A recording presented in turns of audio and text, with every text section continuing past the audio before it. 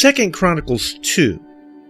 Solomon gave orders to build a temple for the name of the Lord and a royal palace for himself.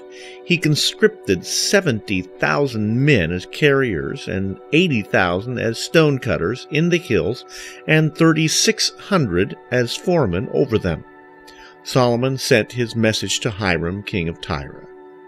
Send me cedar logs, as you did for my father David, when you sent him cedar to build a palace to live in.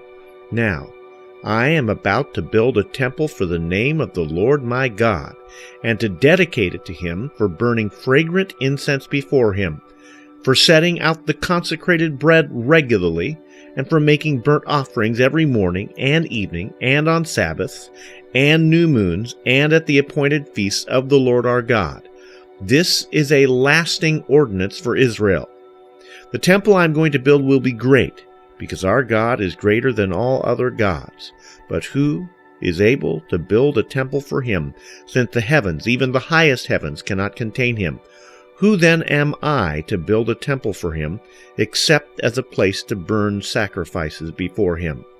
Send me, therefore, a man skilled to work in gold and silver, bronze and iron, and in purple, crimson, and blue yarn, and experienced in the art of engraving, to work in Judah and Jerusalem with my skilled craftsmen, whom my father David provided. Send me also cedar, pine, and algum logs from Lebanon, for I know that your men are skilled in cutting timber there. My men will work with yours to provide me with plenty of lumber, because the temple I build must be large and magnificent. I will give your servants, the woodsmen who cut the timber, 20,000 cores of ground wheat, 20,000 cores of barley, 20,000 baths of wine, and 20,000 baths of olive oil. Hiram, king of Tyre, replied by letter to Solomon, "Because the Lord loves his people, he has made you their king." And Hiram added, "Praise be to the Lord, the God of Israel, who made heaven and earth. He has given King David a wise son, endowed with intelligence and discernment, who will build a temple for the Lord and a palace for himself. I am sending you Huram-Abi, a man of great skill, whose mother was from Dan and whose father was from Tyre. He is trained to work in gold and silver, bronze and iron, stone and wood, and with purple and blue and crimson yarn and fine linen. He is experienced in all kinds of engraving, and can execute any design given to him.